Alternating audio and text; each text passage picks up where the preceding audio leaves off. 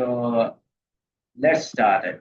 तो आज हम डिस्कस करेंगे कुछ टेम्पलेट को। देख लीजिए, जो थीम बेस्ड पेपर पे सबसे पहले आपको मैं दिखाऊंगा डिकोडिंग के टेम्पलेट, डिकोडिंग कैसे करते हैं और इसको हम कैसे हम एड्रेस करेंगे, इसको जरा गौर से देख लीजिए। देख लीजिए, जो थीम बेस्ड पास पेपर है उसको मैंने डिकोड किया हुआ है, सारी चीजें ठीक है थीम वाइज।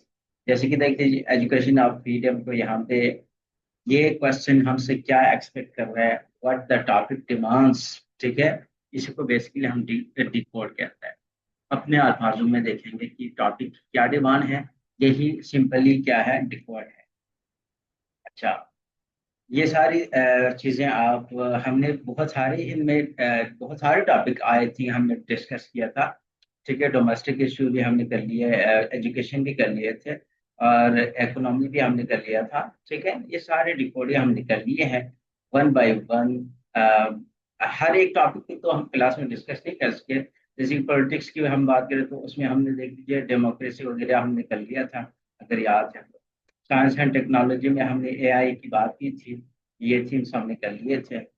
ठीक है, तो इसी तरह ग्लोबलाइजेशन की हम बात करें तो उसमें भी हमने देखा था प्रोस एंड कॉन्स। ठीक है, ये भी हमने डिस्कस किया था। फेमिनिज्म पे भी हमने कल नहीं परसों भी हमने डिस्कस किया, इस पे भी हमने वो ऐसे और लाइन लिखा था, अगर याद है तो आप। ठीक है, मीडिया पे तो हमने बहुत बार, 2-3 दफा हमने डिस्कस किया मीडिया को। ठीक है, और इन्वायरमेंट। ठीक है, ये सारे मैं आपको दिखाने का मकसद है, ये थीम्स इंपॉर्टेंट है। इन्वायरमेंट से रिलेटेड भी बहुत सारी चीजें ये भी हमने डिस्कस किया था। और टेररिज्म आजकल ट्रेंडिंग पे है। ठीक है, तो इस टॉपिक को भी एक दफा जरूर देख लीजिए आप। एथनिसिटी और नेशनल इंटीग्रेशन बहुत बार एग्जाम में आ चुके हैं, इस पे क्वेश्चन आया है। ठीक है, इनको भी एक दफा जरूर देख लीजिए। और इंटरनेशनल रिलेशन पे भी एक आध क्वेश्चन जरूर आता है इससे का, इस थीम को भी जरा डिस्कस कर लीजिए। ठीक है, क्वेश्चन इस दफा पाकिस्तान और इंडिया का और यूएस और चाइना का। ठीक है, यूक्रेन क्राइसिस वगैरह भी आ सकते हैं, पॉसिबल है। डेमोक्रेसी भी हमने डिस्कस किया था। ठीक है, और ये फिर 13 थीम हमारा सोशल प्रॉब्लम्स। सोशल प्रॉब्लम्स में बहुत सारी चीजें आएंगी आपकी, एजुकेशन, ड्रग हो गए, करप्शन हो गए, पॉवर्टी हो गई, ये सारे क्या है आपके सोशल इश्यूज है। फिर ह्यूमन राइट्स पे शायद इस टॉपिक पे हमने नहीं किया है। ठीक है, लेकिन इसमें भी एक आध चीज हमने कर लिया था, अगर याद है तो। ह्यूमन राइट्स की अगर हम बात करें पर्टिकुलरली, तो जेंडर पे हमने किया था, gender popular, gender equality popular. Abstract और फिलोसफिकल बहुत सारे ऐसे आते हैं। ठीक है, और आजकल ट्रेंडिंग पे है, लास्ट 2 ईयर से बहुत दफा आ चुके हैं। तो ये हमने आपको एक आइडिया देने के ये टॉपिक्स आपने तैयार कर। फिर जो चैप्टर 2 है हमारा, ब्रेनस्टॉर्मिंग क्या होता है यूजुअली। ठीक है, ब्रेनस्टॉर्म कैसे करना है, आप टेम्पलेट कहाँ से आ रहा है। अच्छा, टेम्पलेट ये ऑनलाइन होता है। मैं आपको टेम्पलेट लेके जाऊंगा। ठीक है,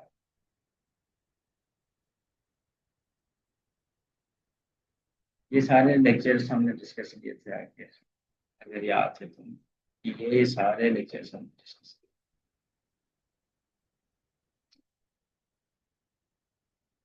अच्छा, अगर उनके कोई क्वेरी है तो बता दीजिए बच्चे। अच्छा, यहाँ से है हमारा। ठीक है, चैप्टर 18। अच्छा, उस बुक के रेफरेंस में, ठीक है, जो एस ओरा की जो बुक है उसमें चैप्टर 28 पूरा टेम्पलेट से रिलेटेड है। वहां से मैंने यहाँ पे चंद चीजें कॉपी की है। ठीक है, यहाँ की जो सारी चीजें हैं वो उसमें मेंशन है। अच्छा, सबसे पहले अगर हम बात कर रहे थे ऐसे टॉपिक डिकोडिंग टेम्पलेट। ठीक है, अब डिकोडिंग कैसे करेंगे, देख लीजिए।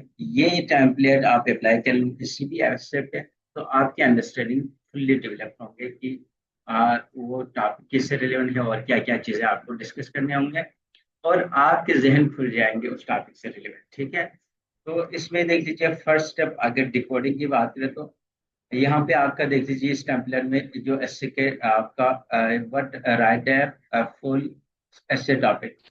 अब गाइडिंग क्वेश्चन है, इससे आपको गाइड होंगे आपने करना क्या है। ठीक है, इससे आपको गाइड मिलेगा आपने करना क्या है।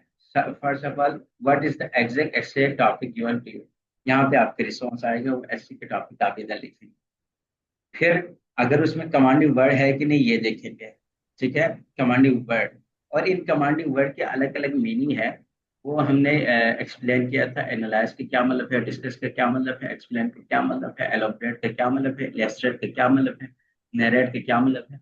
तो हर गाइडिंग वर्ड या कमांडिंग वर्ड का डिफरेंट मीनिंग है, ठीक है। तो अगर हमारे टॉपिक में कोई कमांडिंग वर्ड है तो आपने यहाँ पे लिखना है और उसको थोड़ा सा डिस्क्राइब करना है।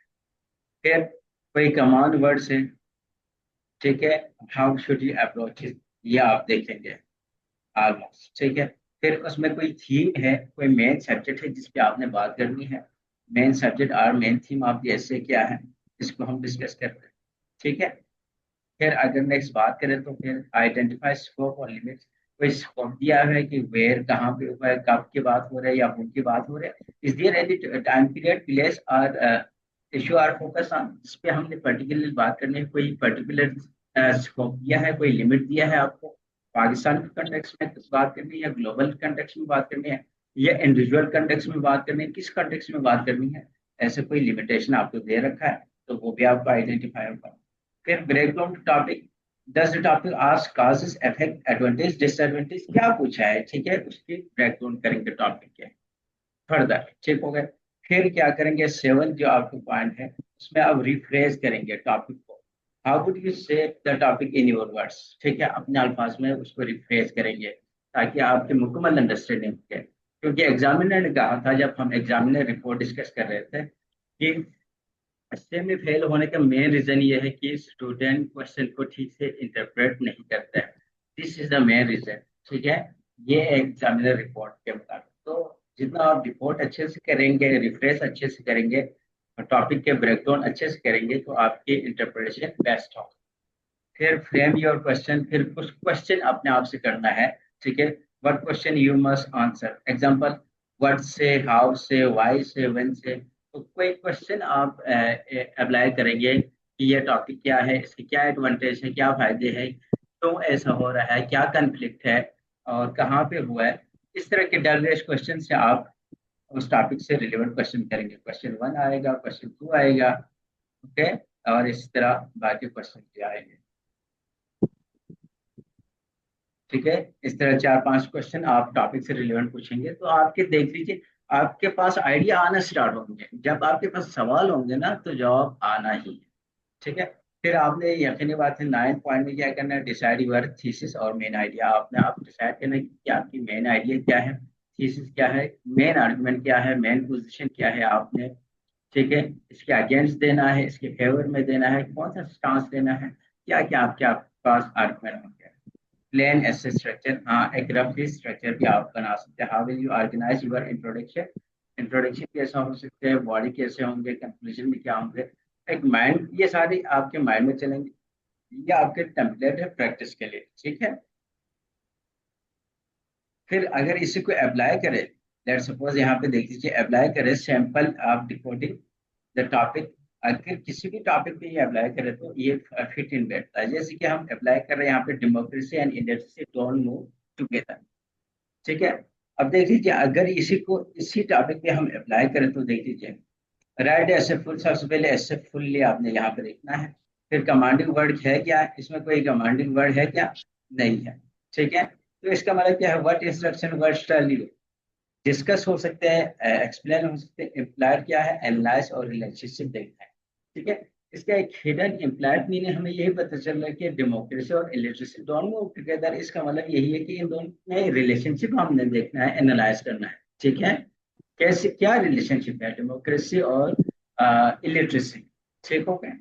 और इसी तरह कमांडिंग वर्ड तो नहीं है, हमने क्या करना है फिर, डिफाइन द कमांडिंग वर्ड। तो कमांडिंग वर्ड नहीं है लेकिन हमने इलिसिट ये समझ लिया, इसका मतलब एनालाइज करना है। और हमने क्या करना है, हमने एनालाइज के साथ साथ इसको देखना है, डेमोक्रेसी और एनालाइज करना है, और उनको देखना है कि क्या रिलेशनशिप है, क्या प्रॉब्लम टुगेदर है, ठीक है। अच्छा ठीक है, आइडेंटिफाई मैथ सब्जेक्ट क्या है इसमें, डेमोक्रेसी है, इलिटरेसी है और उनके रिलेशनशिप, ठीक है। और इसी तरह स्कोप और लिमिट्स क्या दिया है, where, when, who, generally applies, ठीक है, टू एनी कंट्रीज, ठीक है। यहाँ पे कोई कंट्री फिक्स उन्होंने नहीं किया है, ठीक है, और कोई लिमिटेशन नहीं लिखा, लेकिन but specially relevant Pakistan and developing countries के साथ ये रिलेवेंट हो सकता है, ठीक है। ये क्वेश्चन आपके जहन में होंगे ना, तो यहाँ पे आपके पास आइडिया बनते जाएगा। टेम्पलेट होने का फायदा होगा कि एक तरफ आपके पास जब सवाल होंगे तो जवाब आपके पास हो जाता है, ठीक है भाई। अच्छा, फिर इसी तरह रिफ्रेश कर लीजिए। फिर रिफ्रेश करेंगे तो कैसे रिफ्रेश होगा, टॉपिक के ब्रेक डाउन करेंगे, ठीक है। अब ब्रेक डाउन में क्या करेंगे, does topic as cause effect advantage और डिसएडवांटेज, काज इफेक्ट, हाँ। देख लीजिए, काजेस इफेक्ट लिटरेसी पे, डेमोक्रेसी क्या है, चैलेंजेस क्या है, ठीक है। डेमोक्रेसी प्रोग्रेस के लिए क्या क्या चैलेंजेस है, ये हम क्या करेंगे, वी विल एज्यूम, जब टॉपिक ब्रेक डाउन करते हैं तो हम यही चीजें देखते हैं। रिफ्रेश करेंगे, democracy can not function properly in a society where many people are illiterate because illiteracy limits inform participation. ये आपने क्या कर लिया, अपने वर्ड में आपने टॉपिक को डिकोड कर लिया, ठीक है, रिफ्रेश कर लिया। फिर कुछ क्वेश्चन आप पूछेंगे, ठीक है, जैसे कि what is literacy, why literacy is important for democracy, ठीक है। देखिए, अगर इसके जवाब आपके पास होंगे, ये सही सवाल आपके पास होंगे, तो जवाब आपके पास हो ही जाता है, ठीक है। फिर इसी पे आप अच्छा खासा आप ब्रेनस्टॉर्म कर सकते हैं, अच्छा खासा आप लिख सकते हैं। How does illiteracy affect democratic process, भाई कैसे इफेक्ट करता है, ठीक है। What are challenges illiteracy creates to democracy, क्या चैलेंजेस है, ठीक है। और इस तरह what can be done to overcome these challenges, ठीक है। तो इस तरह के जब सवालात करेंगे अपने आप से, तो यकीनी बात है आपके पास क्रिएटिविटी भी आते रहेंगे, आइडियाज भी आते जाएंगे, ठीक है। लेकिन रिलेवेंट क्वेश्चन आपके पास होना जरूरी है। फिर यहाँ पे आप डिसाइड करेंगे मेन आइडिया, फिर स्ट्रक्चर आपका होगा, स्ट्रक्चर में इंट्रोडक्शन आएगा, फिर बॉडी में आप क्या करेंगे, फिर आपके आर्ग्यूमेंट क्या होंगे, कंक्लूजन में आप क्या करेंगे। एक आपने रफ सा एक क्या कर लिया यहाँ पे, प्लान कर लिया, ठीक है। ये एक मैंने बहुत ही ब्रीफली एक्सप्लेन किया, ना होने के बराबर, ठीक है, जल्दी जल्दी में ये चीजें कर रहा हूँ, क्योंकि because we have done all these thing practically, ठीक है। आज एक रिविजन भी हो जाएगा, आपको एक आइडिया भी हो जाएगा। ये बेस्ट स्ट्रेटजी है, जब भी आपको ना किसी भी टॉपिक पे आपने कुछ भी लिखना है, तो यही, अगर आपके पास एक अच्छा सवाल होगा तो एक अच्छा जवाब भी होगा। जितना बेहतरीन सवाल होंगे उतना बेहतरीन जवाब होगा, जितना वाइज क्वेश्चन होगा उतना वाइज आपके पास आंसर। अच्छा, फिर इंट्रोडक्शन के कैसे लिखेंगे हम किसी ऐसे के इंट्रोडक्शन के लिए, उसके लिए क्या टेम्पलेट होंगे, सबसे पहले यकीनी बात है, इंट्रोडक्शन में हमने बात की, हुक होंगे, उसमें बैकग्राउंड होंगे, कीवर्ड्स है तो उसके डेफिनेशन कर लेंगे, और थीसिस स्टेटमेंट होंगे, और एक ऐसे मैप दिया जाता है। ये चार पांच चीजें आपके इंट्रोडक्शन में यूजली हम ऐड करते हैं। तो हुक में सबसे पहले आप देखेंगे स्टार्ट विद हुक। तो आप ये टॉपिक, जो टॉपिक आपका है ना, उसी से रिलेवेंट आप सोचेंगे।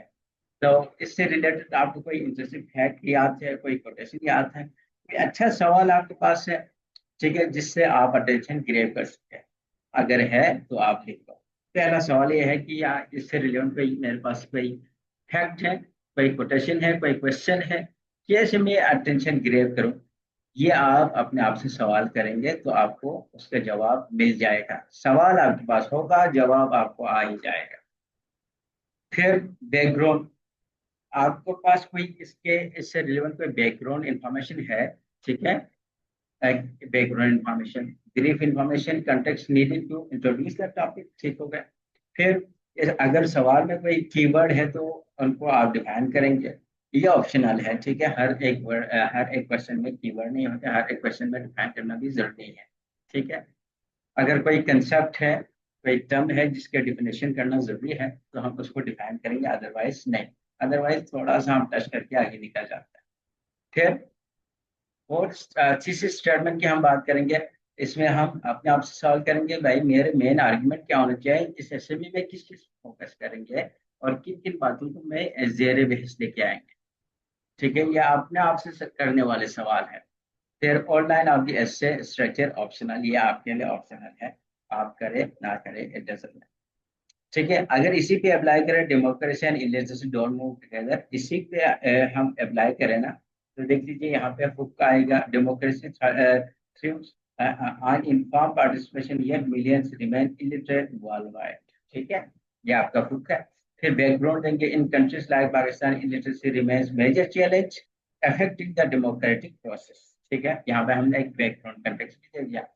फिर अगर इसमें कीवर्ड है डेमोक्रेसी, ठीक है, democracy is a system of government based on will of the people while illiteracy is inability to read and write. यहाँ पे हमने दोनों कीवर्ड को डिफाइन कर लिया कि इलिटरेसी क्या है, डेमोक्रेसी क्या है। ठीक है, फिर थीसिस स्टेटमेंट में हम देखेंगे this essay argue democracy literacy incompatible because illiteracy hinders inform voting and civic participation. ये बहुत ही शॉर्ट लिखा हुआ है, ठीक है चीजें। फिर इसमें देख लीजिए, ये भी रफली होगा आपका online essays structure. First it will explore the importance of literacy for democracy. ठीक है, फिर क्या करेंगे आप, एग्जामिन करेंगे इफेक्ट ऑफ लिटरेसी, और फाइनली आप सजेस्ट करेंगे सोल्यूशन। तो देख लीजिए, एक खाका भी आपके जहन में आ गया। ठीक है, अब देख लीजिए हुक की बात की।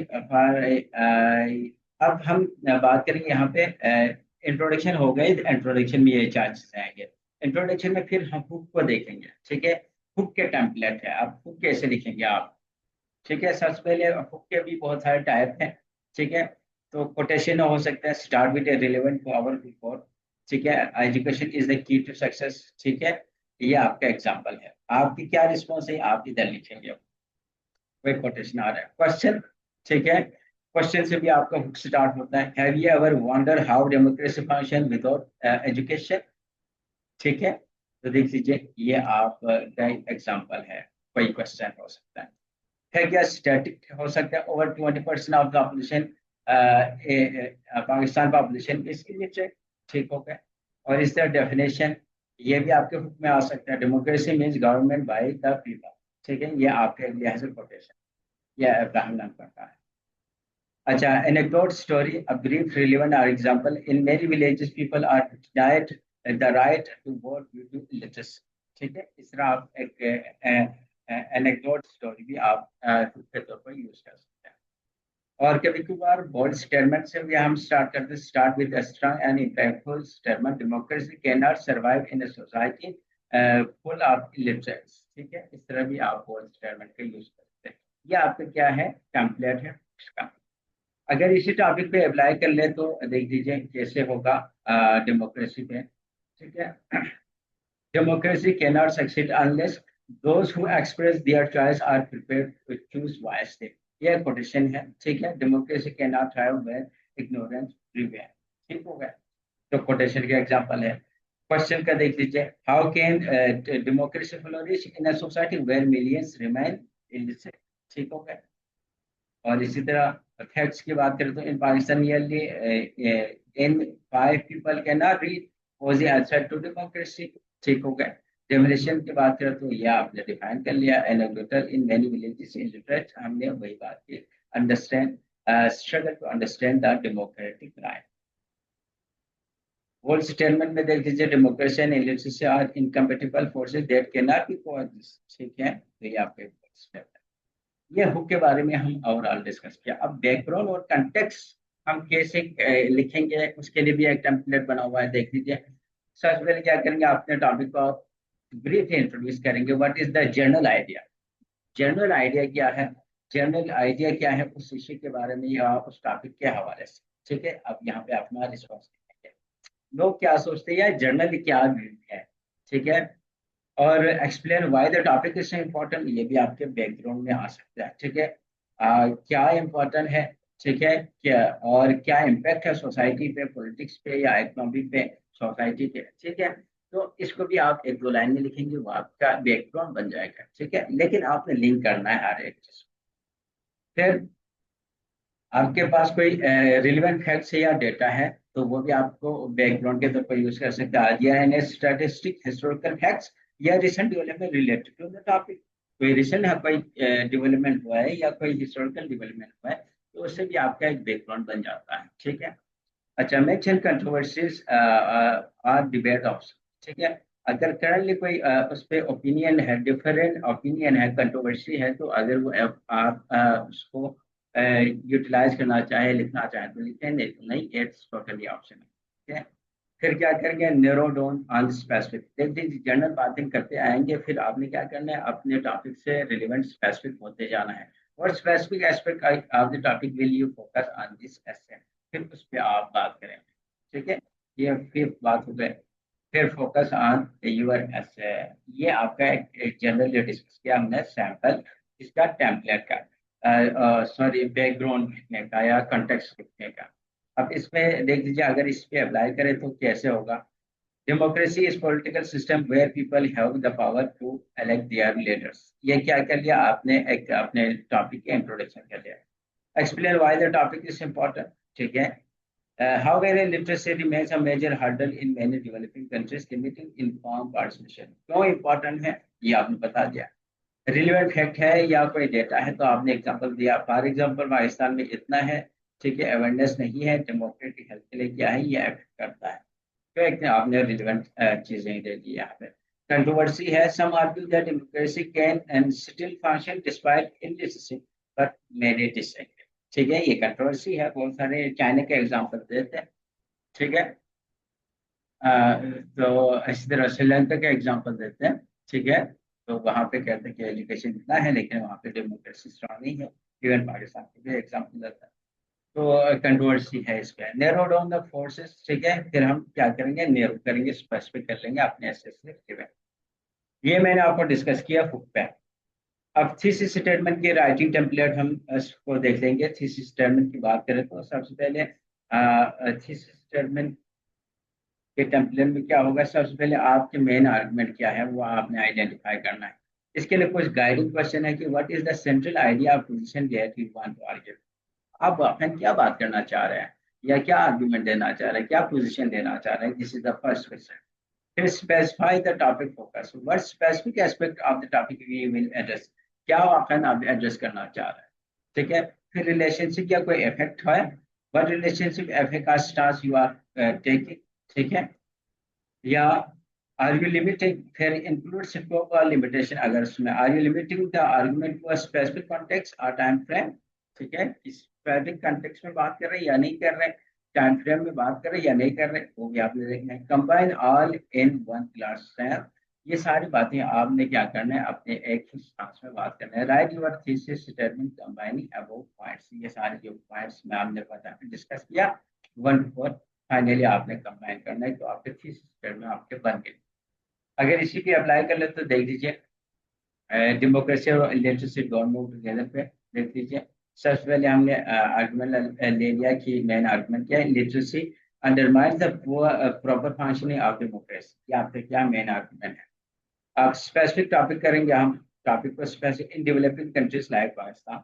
ओके, अब रिलेशनशिप स्टांस हम क्या लेंगे, because it prevent inform voting and participation. ठीक है, ये हमने क्या लिया, अपना एक स्टांस ले लिया। अच्छा, फिर स्कोप लेवल लिमिटेशन हम देखा, हमने यहाँ पे एक लगा लिया, specially in rural and marginalise areas के बाद। ठीक है, फिर ये कंबाइन करके देख लीजिए आपका क्या बन गए, आप क्या बन गए, thesis statement. Illiteracy undermines democracy in developing countries like Pakistan by preventing informed voting and civic participation, especially in marginalized communities। देख लीजिए आपके पूरे एक स्टेटमेंट डेवलप हो गए। ओके, अब बात करेंगे हम बॉडी की। बॉडी में बहुत सारी चीजें आएंगे। ठीक है, एक आध में डिस्कस करूंगा, बाकी आप कर लीजिए। बॉडी टेम्पलेट की हम बात करें तो सबसे पहले आपका टॉपिक सेंटेंस आएगा, what is the main idea of a paragraph. ठीक है, अब पैराग्राफ टेम्पलेट भी हम इंशाल्लाह डिस्कस करेंगे, फिर इसके एक्सप्लेनेशन आएंगे। सबसे पहले यहाँ पे क्या आएगा, मेन आइडिया आ गया, फिर आपके एक्सप्लेनेशन होंगे, फिर सपोर्टिंग एविडेंस होगा। देख लीजिए टॉपिक सेंटेंस में क्या होगा, जो मेन आइडिया है वो आपका टॉपिक सेंटेंस होगा। फिर उसी के एक्सप्लेनेशन को हम क्या कहते हैं, explanation, how will you explain और एक्सप्लेन दिस आइडिया, जो आपने मेन आइडिया लिया था, मेन आर्ग्यूमेंट था, आपको उसको एक्सप्लेन कैसे कर रहे हैं आप। उसके लिए आप कोई सपोर्टिंग एविडेंस दे रहे हैं कि what facts example of data support this point, जो आप बात कर रहे हैं किस बुनियाद पे कर रहे हैं, उसके लिए क्या डेटा है। फिर एनालाइज करना चाहे तो कर लीजिए, how does this evidence support your argument, ये आप बता दीजिए।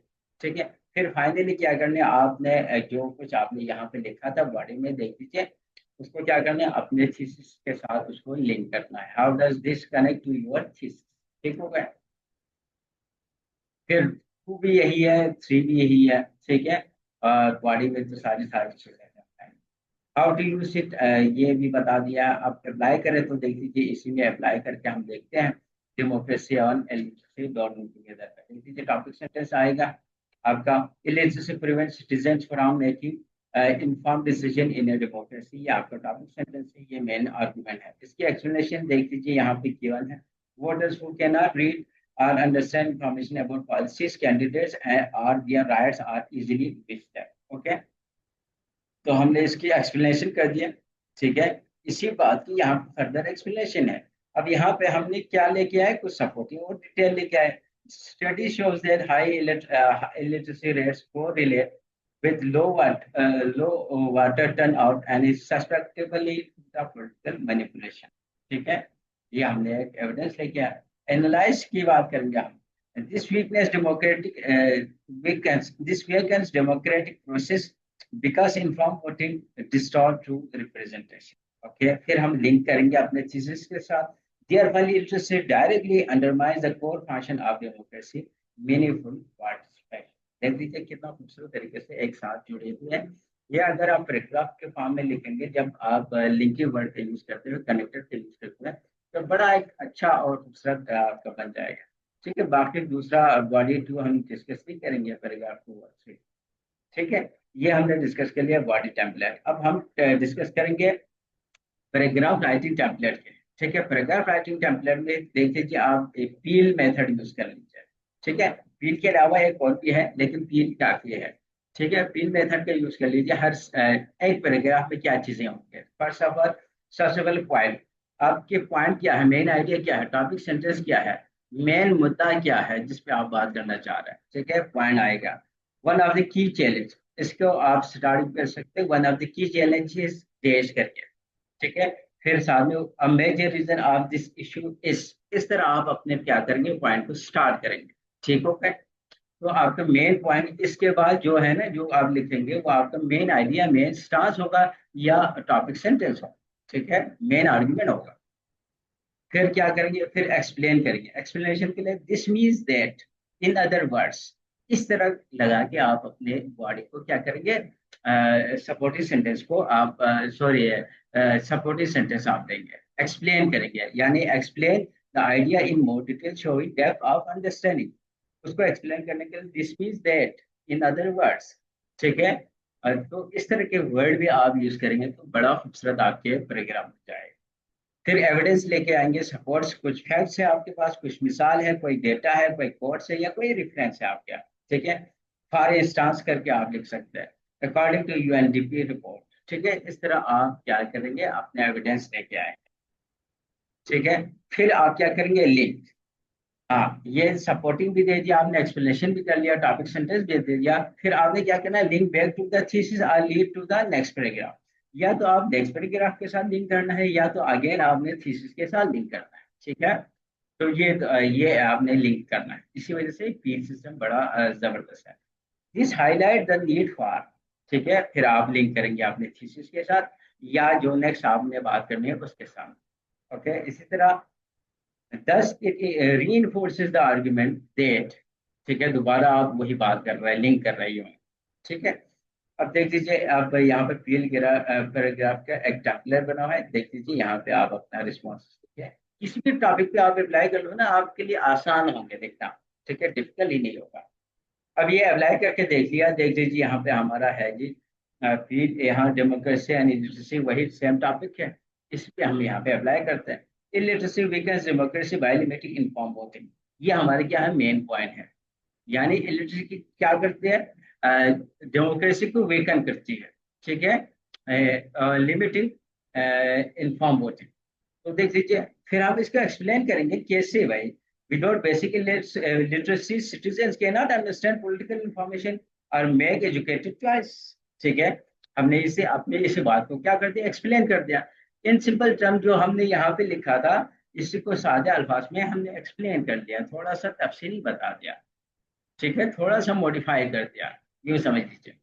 फिर हम एविडेंस लेके आएंगे। Research shows that the region with higher illiteracy have lower voter turnout are more susceptible and to manipulation, ठीक है, तो हमने ये एक्विवेलेंस भी लेके आया।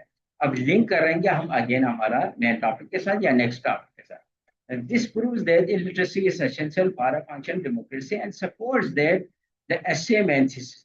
अब यहाँ पे एसे मेन थीसिस दिखा है, लेकिन जो हम हमारा थीसिस है उसको यहाँ पे लिखेंगे। ठीक है, यहाँ पे एज ए सैंपल मैंने आपको।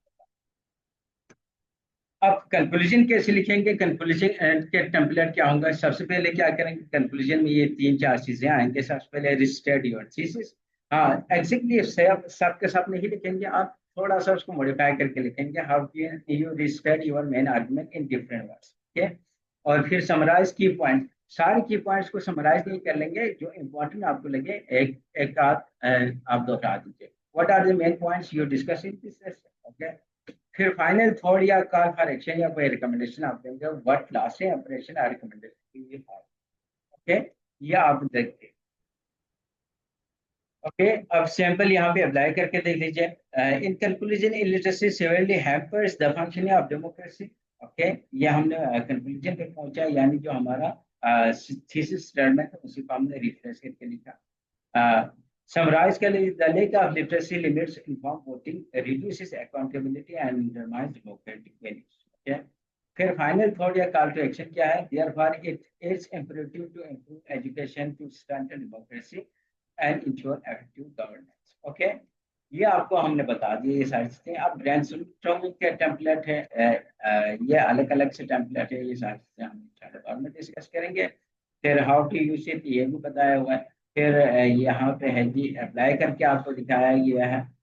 ठीक हो गया। अब डायमेंशन के टेम्पलेट है कि टॉपिक के कैसे डायमेंशन निकालना है, उसके भी टेम्पलेट बना हुआ है। ठीक है, और फिर यहाँ पे अप्लाई करके आपको दिखाया गया है कि अब प्रोस एंड कॉन्स वाले जब भी टॉपिक आए तो उसके लिए टेम्पलेट बना हुआ है। ठीक है, और इसे कैसे यूज करना है और अप्लाई करके भी हमने देख लिया इधर। फिर चैलेंजेस और अपॉर्चुनिटीज वाले उनके ब्रेनस्टॉर्मिंग करने के टेम्पलेट है। ठीक है, और अप्लाई कर किया है यहाँ पे अगेन एग्जाम्पल है। फिर कॉज एंड सॉल्यूशन वाले टेम्पलेट हैं। ठीक है, तो डिफरेंट टेम्पलेट बनाने से ना आपको इजी होगा लिखने में, आसान। ठीक होगा। अच्छा, ये कॉज एंड इफेक्ट वाला एग्जाम्पल है। फिर ऑनलाइन टेम्पलेट विद सब थीम्स। ठीक है, ये ऑनलाइन मेन आर्गुमेंट होंगे, सब थीम्स होंगे, पॉइंट्स होंगे, ये सारी चीजें यहाँ पे अप्लाई करके आपने देखना। और फिर एस एम वेब आएगा। एस एम वेब के बाद आर्गुमेंटेटिव एसे के टेम्पलेट अलग से बना हुआ है।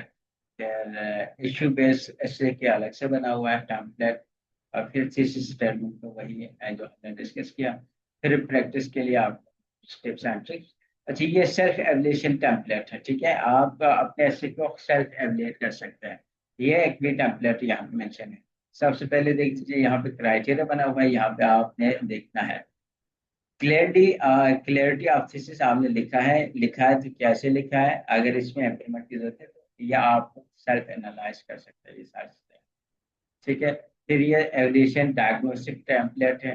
ठीक है, पूरे ऐसे के एवल्यूशन यहाँ से आप कर सकते हैं। इन पॉइंट्स को होल्ड करेंगे तो आपको ये इंट्रोडक्शन के टेम्पलेट है। यानी इंट्रोडक्शन पे एवल्यूशन, आपने इंट्रोडक्शन ठीक से नहीं लिखा है, या थीसिस का लिखा हुआ है यहाँ पे। ठीक है, तो ये सारी चीजें हमने एक नजर डाली। आई होप चंद चीजें आपको समझ आए होंगे, टेम्पलेट कैसे यूज करना है, क्या कुछ है। ये चंद बातें थी। ओके, ठीक हो गया बच्चे। Thank you so much. अगर कोई क्वेरी है तो मुझे बता दीजिए।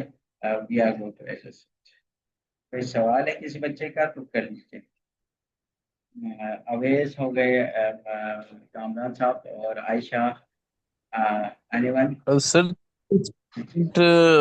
थोड़ी दोबारा इलेबोरेट कर दें जरा थीसिस स्टेटमेंट सर। अच्छा, थीसिस स्टेटमेंट है। जी जी सर। अच्छा, ओके, ठीक। थीसिस स्टेटमेंट होगा कहाँ?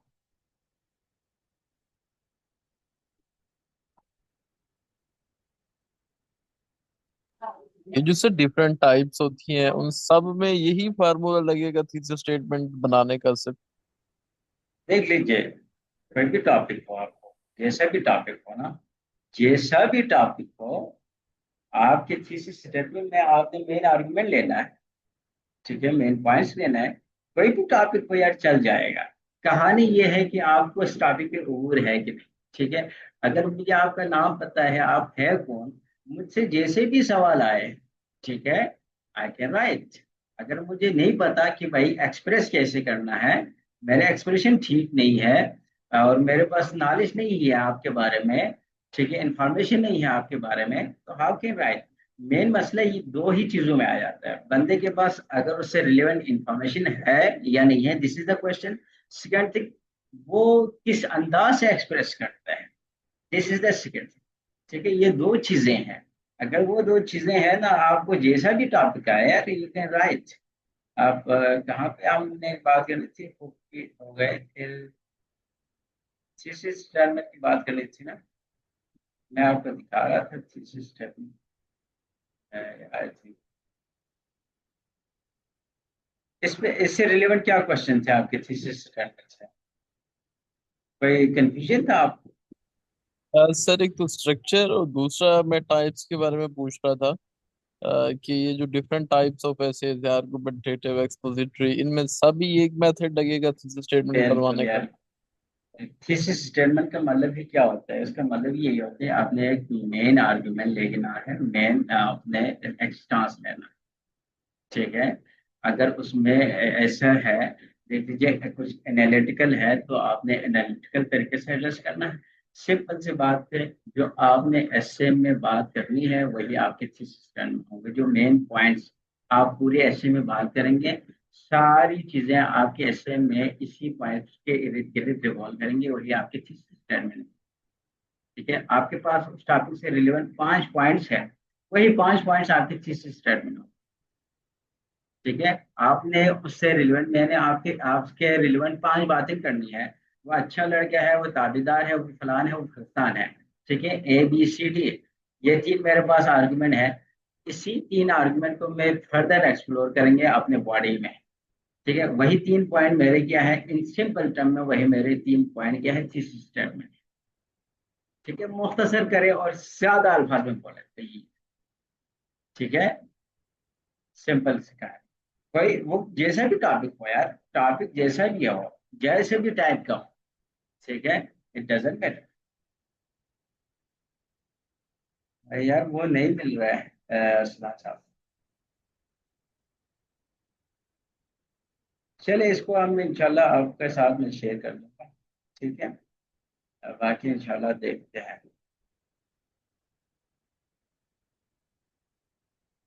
चले, ओके, सी यू इंशाल्लाह।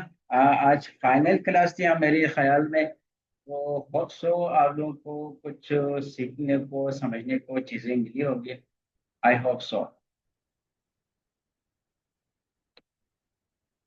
ठीक है, ओके, टेक केयर एंड अल्लाह हाफिज।